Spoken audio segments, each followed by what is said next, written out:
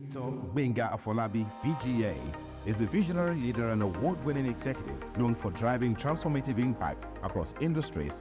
As the CEO of Hazen Holdings, he leads a diverse group of companies in telecommunications, renewable energy, healthcare, marketing, and technology consultancy, integrating innovation with social responsibility. At the helm of GDM Group, a leading marketing and media consultancy, VGA has spearheaded initiatives empowering 250 global brands. His passion for innovation and entrepreneurship led him to establish one of Nigeria's foremost tech hubs, the Eco Innovation Center, EIC. Under his leadership, the EIC has supported over 40 startups, equipped thousands with digital skills, and transformed Nigeria's tech landscape. VGA also played a pivotal role in crafting the Lagos State Innovation Master Plan and currently serves on the Lagos State Science, Research and Innovation Council Board. An alumnus of Lagos Business School and Manchester Business School, VGA's focus on entrepreneurship, innovation and strategy makes him a driving force in shaping the future of business leadership in Africa. To share his insights on how innovation can transform leadership and drive growth, please welcome to ELC 2024 our next speaker, VGA, Victor Gbenga Afolabi.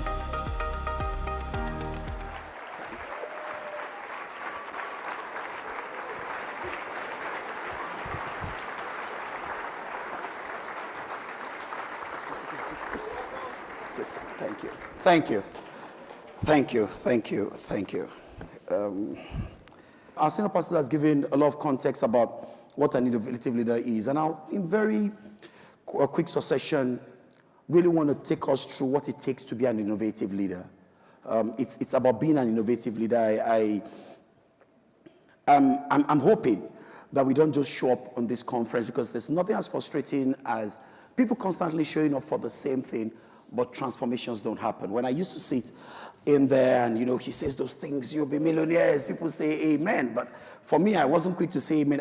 I was desperate to, I'll say one amen, but I had to get there, okay?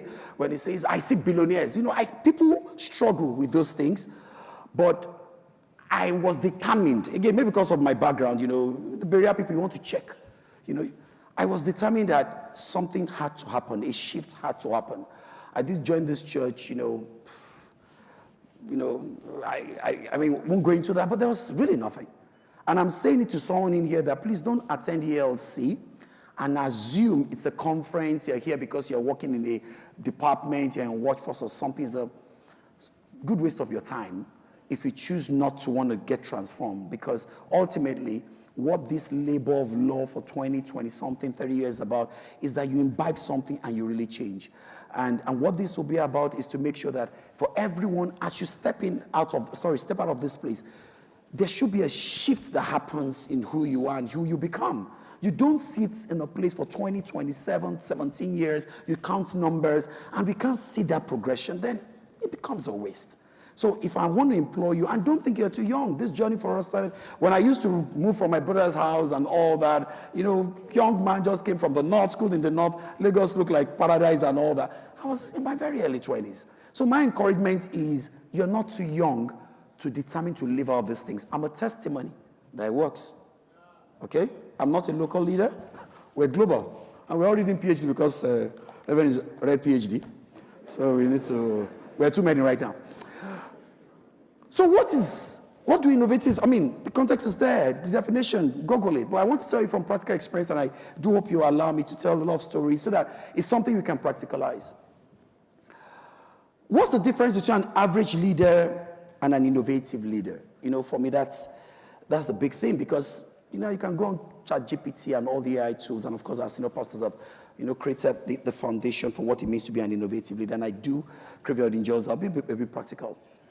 The basic difference is that innovative leaders, while normal leaders manage for today, how do things work? How will I get things to happen? Innovative leaders lead for tomorrow. Okay? While other leaders manage for today, ask questions, how do we get things better? How do we influence? Because I'm sure if you've been in this church, you listen online, wherever it is, you will have learned about influencing people. While others want to influence for today, innovative leaders are leading for tomorrow. They're basically asking themselves, discerning, what will tomorrow look like? How should we be shaping tomorrow? How should we be preparing for tomorrow? I know quite a number of people like to plan. You know, when we were young, we were taught about failing to plan is what? As a young man, I know that Nigeria had vision 2020, 2030, 21. They're all manners of visions. Am I right? And I do know that if you've been here long enough, end of December 31, you write some things, some goals and all that. Am I right? And people do plan. But innovative leaders don't plan for the future. They don't plan for the future. Remember I said they lead in the future, am I right? I want you to follow as if I'm in the class, okay? They don't plan for the future. They prepare for the future. There's a difference between planning, writing it, oh, what's going to happen and all that. A lot of people do plan. You know, they write those beautiful things. They do the scenario analysis. They gather all the data. And they said, oh, oil, we finish. And blah, blah, blah. Let's do a master plan. You know, in my part, they said, you know, I was part of those that wrote some innovation master plan 6-7 years ago. Okay, fantastic document. It's online, all that. Then you spend hours, lock yourself in training rooms and boardrooms with coffee, and you're saying, let's look at the future. Am I right? Planning for the future. The question, are you preparing for that future? Are you doing the building blocks? Noah wasn't, I'm sorry, my default is scripture. I'll try to use other things, but I'll quote a bit more scripture because remember I said I'm old school. Christian, okay. Noah wasn't sketching alone. He wasn't planning that there was going to be a flood. He was carrying the wood and chopping it and arranging it in a place where rain had never fallen. They didn't understand what it means for it to rain. He wasn't planning. He was preparing. To be an innovative leader, you need to not only plan, you must begin to prepare for the future that has not yet come. That's the only thing that guarantees your leadership in the future. If you do not plan to lead in the future, you will not be relevant in the future. You will not be reckoned with in the future. In fact, you will cease to exist in the future.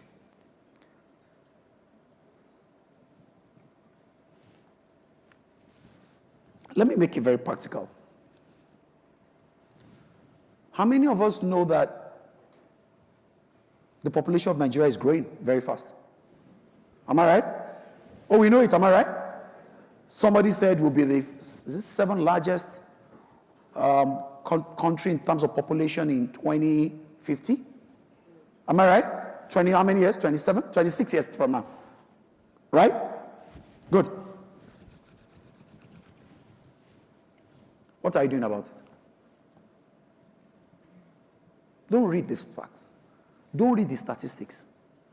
I can tell you, organization, people, nation, ministries, churches, hospitals, homes.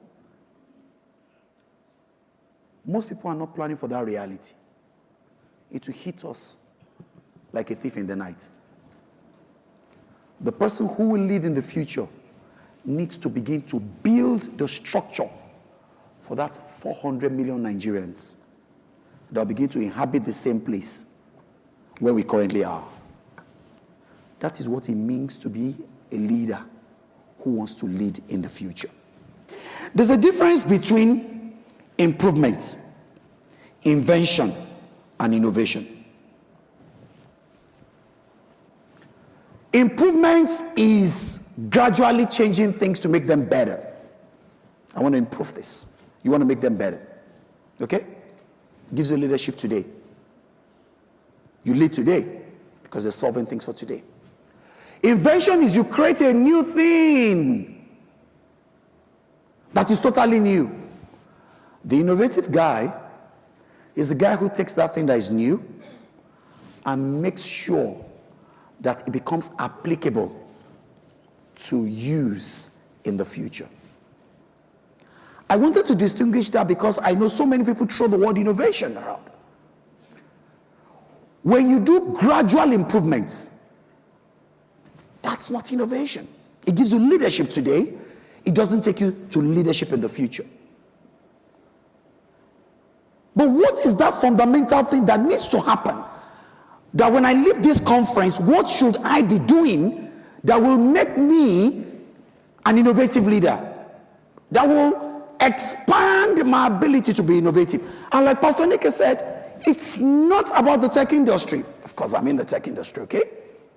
Today, I used to be there, okay? Innovative leaders, and I've spoken about what innovation is. Innovative leaders ask a fundamental question that every other leader doesn't ask. I'm sure we all know all those fundamental questions. Basically, you W, H, and Y. Remember that? 4 W's and H or something? What, which? Can I feel you? Remember those questions? What? Fantastic. If not, I'll think this is not this time. How do I become an innovative leader? You qualify the question. Innovative leaders always ask a question. How else? When you go out of this place, if there's nothing you remember from the things I've said, is the fact that for you to experience that transformation, to begin to think innovatively, you need to begin to ask yourself, how else? You qualify the questions. That's the innovative part. How can we do this? X and Y. An innovative leader asks, how else can we do this? How many sides does a coin have? Head or tail? An innovative leader tells you, no, there should be a third side to this. How can we fix the economy? We tax the people till they are dead. Another leader says they're already dead anyway. What is there to tax? How else can we solve this problem? What does that do to you? It shifts your thinking. Every time people bring things to your table as a leader, irrespective of where you are, a conversation, you need to constantly ask yourself, how else can this be done? How else can we solve this problem? How else can we address this situation? Because until you ask yourself, how else, you have not started that journey of questioning your beliefs, what you understand, and what you think you know. Until you ask how else, you're only looking for a more efficient way to do it, which is arithmetic progression. You make baby steps. Ask questions. How? Okay. You make baby steps. When you ask how else, you do a giant step. One is a linear progression, linear changes. The other ones are non-linear, dramatic. If you're a student of maths, one is arithmetic progression, improvements, which many people are used to. Innovation is geometric progression. It gives you a major shift. And that's why innovation is important. Innovative leaders are selfless leaders because they seek to bring people into a future that they have no clue about. And of course, it's about the common good of all. They are possibility thinkers. They look for better solutions for things. I describe them as people who gaze, people who take telescope and they gaze. What will the future look like? What will change? When there are 400 people living in here, what will happen to the farmers and herders clash? How will people go to classroom then? How will people feed? How will people shop in 30 years from now? How can I address what the seemingly challenges are likely to be? They are obsessed about creating leadership in the future, leading into the future. So like I said, they're like stargazers that look into the telescope and trying to understand what we think look like in the future and how else can things be done. For you to be an innovative leader and you've asked the question how else, is to expand what we call your bounded rationality. And I don't want to just drop the words. I'll explain what I mean by that. How you know for things to be done or how things ought to be done is defined by the limits of what you know. The biggest risk for people is an unwillingness to think outside of what they know and be willing to stretch their mindset. And that's what innovative leadership should be. Innovative leadership, and I hope I don't get to controversial territories, challenges the 10,000 hours rule. How many of you have heard of 10,000 hours rule? If I do something consistently for 10 hours, am I right? It becomes a habit. What's the opposite of innovation? Tradition. Tradition. This is how we know how to do it. You know, I personally do all the inductions of all my staff, 300 of them right now. And when people come in and I need to do induction, the first thing I tell them, which is things that I've seen whole organizations, is that they say that's how they do it here. I say, so why did I employ you? If I knew how to do it, I won't bring you. Give me your own flavor. Don't say this is how they do it there. How else should we be doing it? What inhibits us from being innovative is our fear of challenging tradition. I mean, I do love, coming to Daystar. The first thing I struggle, I say, how can we be doing crossover at 7 o'clock? But who says it must be 12? It's because we think that God has a time and that he's bounded by time. So when you're looking for an innovative leader, you know where one is. Because who says that's the only way to do crossover? Crossover can be any hour. Trying to be real. But question, challenge tradition. Challenge the usual. Challenge what is bland. Habits that have been formed, we need to look to new approaches to doing them. I know the church is made up of very young people, but let me give you an example of an experience of how you can see innovation has made things a bit better. When I was younger, my mom used to be a civil servant, used to work in what you call P&T, okay? Became NITEL and blah, blah, blah. It was called P&T those days, okay? When they pay her salary, she can go into only one branch of a bank. First Bank, Bank Road. In Kaduna State, eh? That's where all the banks are, so they call it Bank Road. So when you go there, when they pay their salaries between 28th and 31st of the month, everybody will go and withdraw their money because they won't give them time to go again. And when you get there, the banking hall is like this.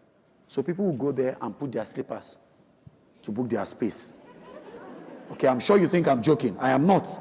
You need to keep your slippers or put your shoe or somebody. They don't need to stand in line. You arrange it. When is your turn? Your colleagues will call you from work. Your slippers has gotten there. You now come. And this is by no means feeble. I see my mentor laughing. It means that he connects. That was what it was. How many of our Gen Zs can relate?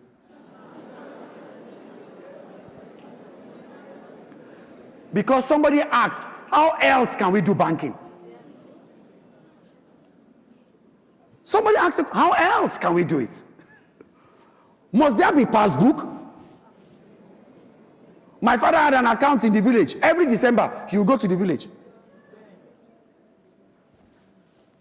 Question, how else can this be done? It can't be only this way. So when you do that, you challenge the tradition. You create, someone talked about it being Innovation can be creative destruction of what constantly exists in a creative manner. Because what keeps you trapped in the past is you're constantly celebrating that past. God said, see, I do what? I do a new thing. God himself is a God of innovation. When he sees journey with the children of Israel, today he brings out water from the rock. Symbolic, but I won't digress. Today I'm speaking as a tech innovator, so I shouldn't speak as a scriptural man, per se. Very innovative. And talking about this question of bounded rationality is about expanding the mind.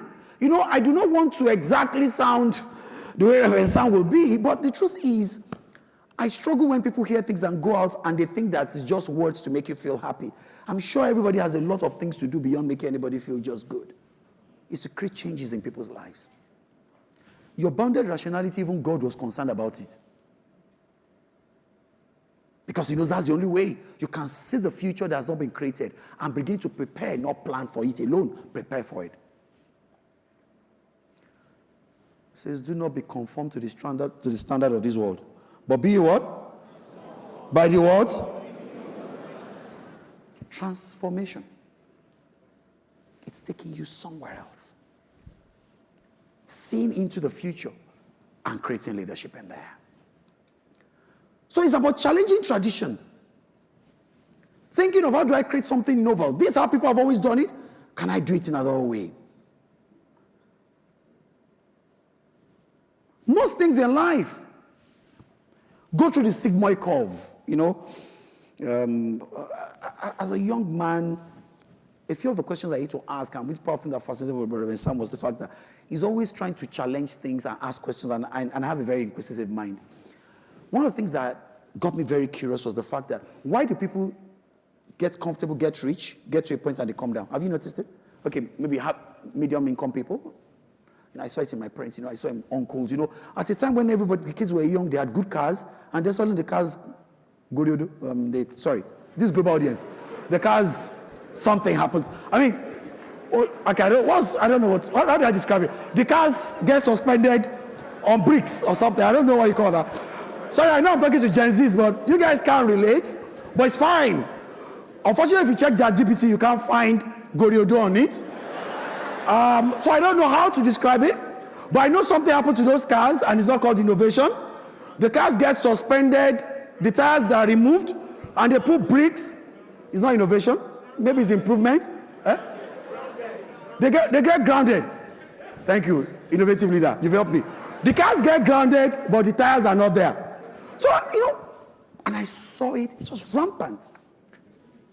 Until I started seeing a continuous pattern that everything that has been created happens in a sigmoid curve, but people don't like it. Sigmoid curve means it goes this way and goes this way. So check a lot of things, okay? Even age, as a child, then you grow, am I right? You get to the peak, am I right? Things, weight, age. The obsession of innovative leaders is that they do not want their lives, their firms, their organizations, their ministries to obey the rule of the sigmoid curve, which is the natural law of life. They challenge it. When you get to the top and you want to stay at the top, you must innovate. You restart that sigmoid curve.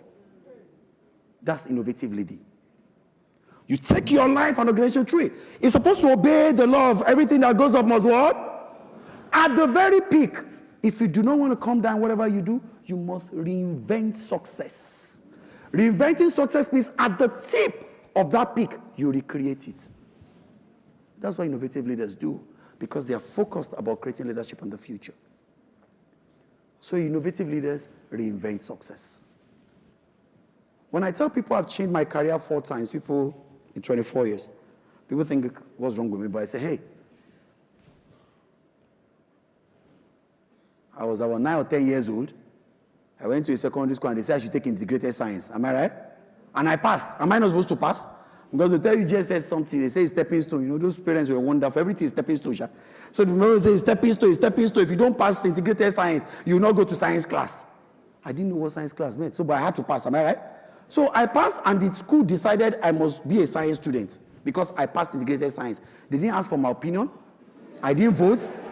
There was no vox pop, nothing. They carried me and put inside and arranged it based on how much you scored integrated science, maths, and English.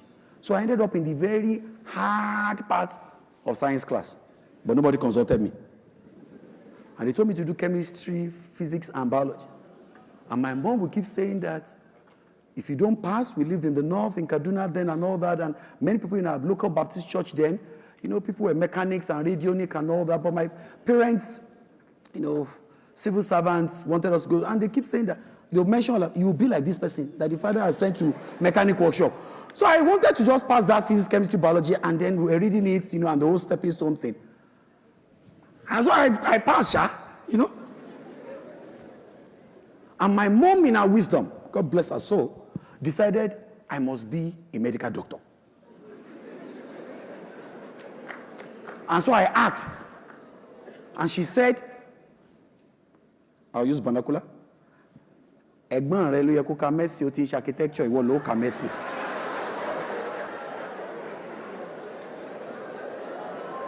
So this wonderful woman decided that my firstborn, who is supposed to have been a medical doctor, decided to be an architect, you know, ended up being studying architecture. You are the next science student, so you will be the doctor. And in those days, we don't have opinion. Thank God, Pastor Dike has taught us now that even if I was a 3-year-old, I should pack my toys. If I come now, you know, if it's now, my daughter will ask you why. In those days, we don't ask why, so that you don't experience a brain shift.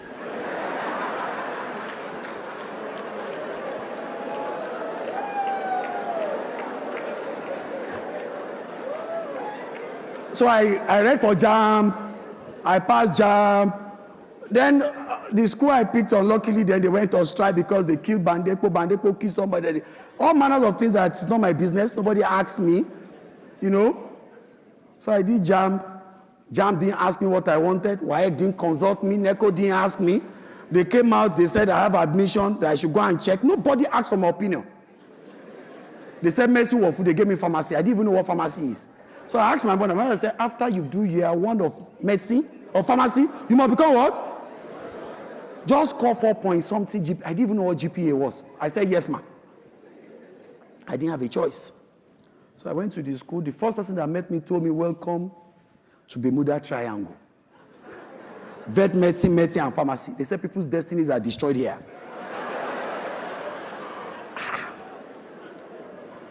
I said, but I didn't tell JAMB I wanted to go to Bermuda Triangle. I just want to be happy. I was a young teenager. Anyway, read pharmacy. Funnily enough, past that 4 point something, whatever. The shares you go and read medicine. All the medicine people were looking unhappy. The pharmacy people were playing. So I told my mom, I didn't even drop the form. I said, they said medicine is full. Because I've already made friends. How can you make friends in year 1? Then you go and start another thing. And all of them look miserable. They'll put work up. So I said in that pharmacy, I didn't even know what it was. I'll be it. I finished in time, but nobody asked me if I was that patient to care for people. Nobody consulted me. I'm too restless. I will keep people on the theater table. If I give you paracetamol right now, don't take it. Because even right now, when I'm not okay, I look for the pharmacist. Because I'm not sure if I'm one. But I came out and and I'm talking about you challenging status quo. It wasn't me. That's not who I am. I'm not a medical person. I don't have the temperament. I don't have the patience. When we start opening retail chain stores, my boss, my wife, my co-business person who gave me one pharmacy to manage, she'll be managing one. After a while, I'll take a bike. It was in K2, I'll take a bike, go to our own. She said, what am I looking for? Are there no patients in your place? I said, I think there are patients, but I just said, how you are doing? The problem is that I'm already bored. Why will I be 2, 3 times a day, 5, 4 times a day. It wasn't me.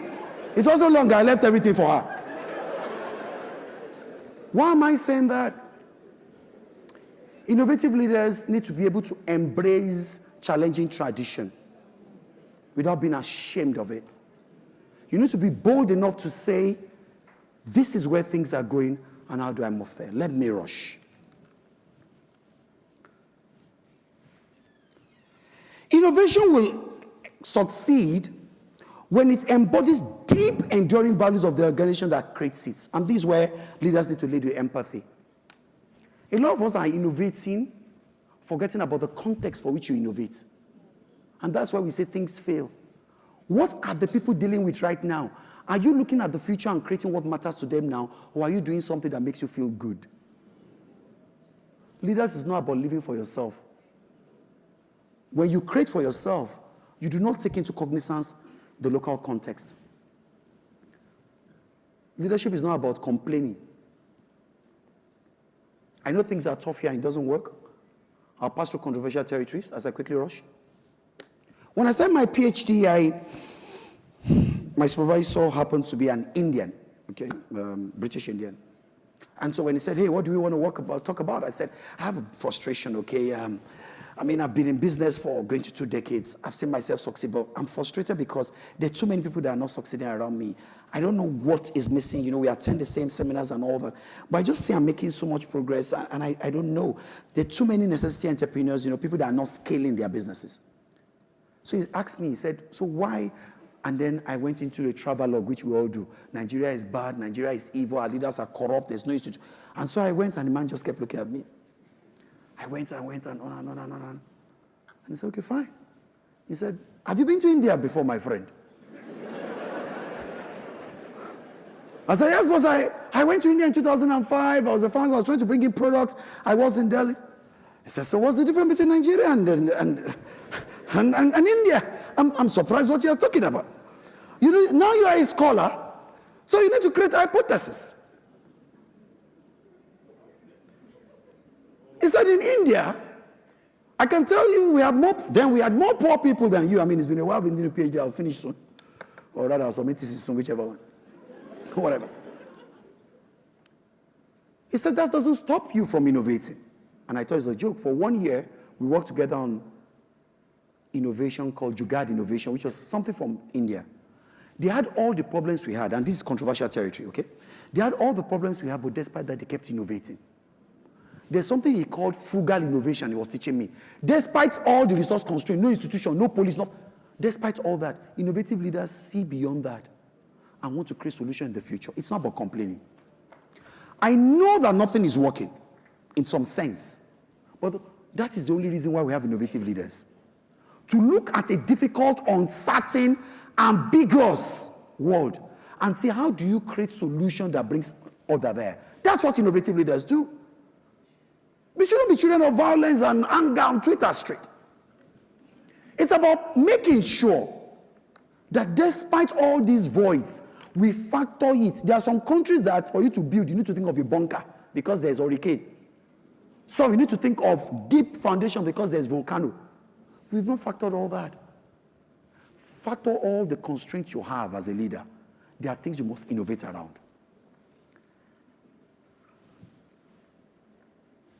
There are 2 capabilities, as I quickly round up. Got 5 minutes more. That are important for you to lead. Because again, I want to leave here not just giving you, making you feel good and cramming it, but it's to say, if I choose to be an innovative leader today, what do I do?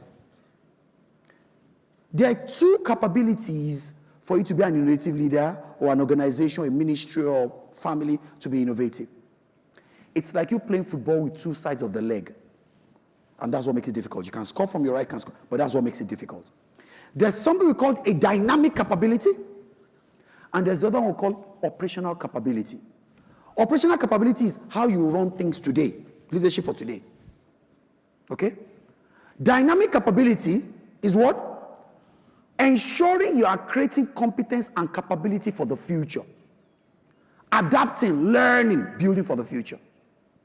Operational capabilities, are people showing up at the right time? How are they seated? Is there an improvement? What? But for you to lead in the future, you need to go beyond that and say the way things are happening, the way Gen Alphas are going to be more than Gen Zs and they're coming to the workplace. How should we be preparing for them? That's why as a nation, we're trying to sell oil that is finishing. I was with a friend and I was trying to forecast, when you have FX liabilities, you need to think. So I called him and I said, tell me, this dollar, they said they'll bring it to 600 or something. He said, so how? I said, I don't know. That's what I'm asking you. He said, I've been in oil and gas for a long time. He said, let me tell you what's happening. These assets, these people are selling. They finish milking it. It's at the lowest ebb. So they are selling it because continue to exploit is not profitable for multinational anymore. So they are giving you. I said, why are they going? He said, because they're not building new wells. I said, why not building new wells? He said, they were complaining to you for 20 years. Their people are stealing oil, your people. And that they are not making money. So they've now started divesting and they are going. He said, so if you are not producing, even the one you are producing will start declining because the oil in the wells have almost finished and they are not digging new wells in the marginal field. He said, put all that together. It allows you to know that the dollar is not coming down, it's only going up. I said, okay, can't we start again? We can build the well. So I said, can't we start digging new well today?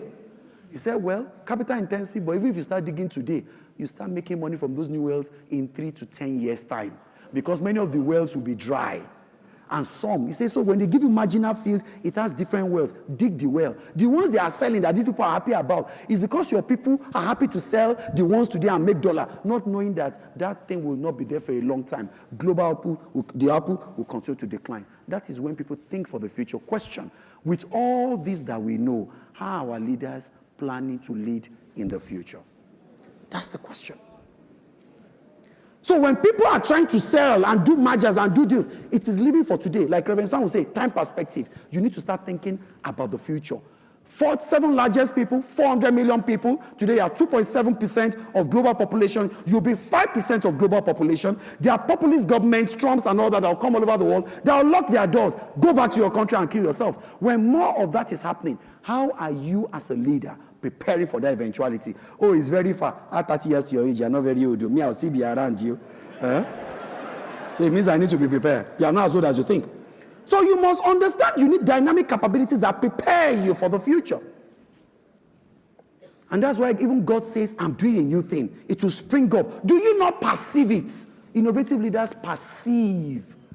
There are weak signals of crisis that will come. You are perceiving it. It's not there. Once it's there, it's no longer about being innovative.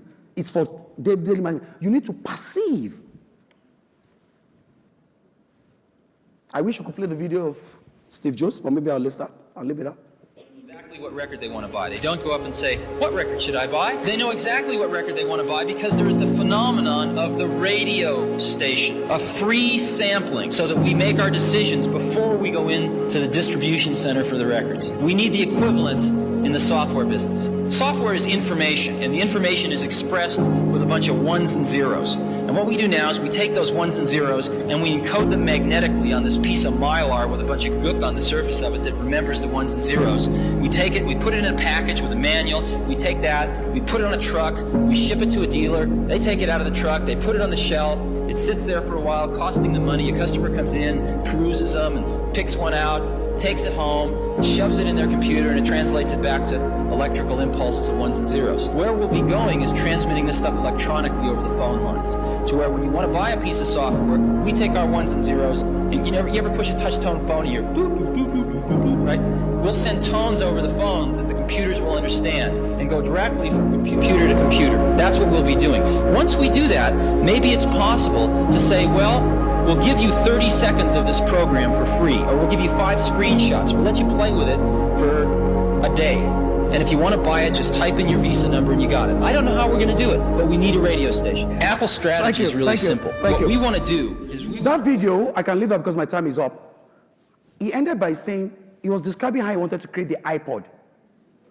He ended by saying, today we don't know how to do it, but someday we do hope we'll know how to do it. Today, even the iPod, they've gone way beyond that.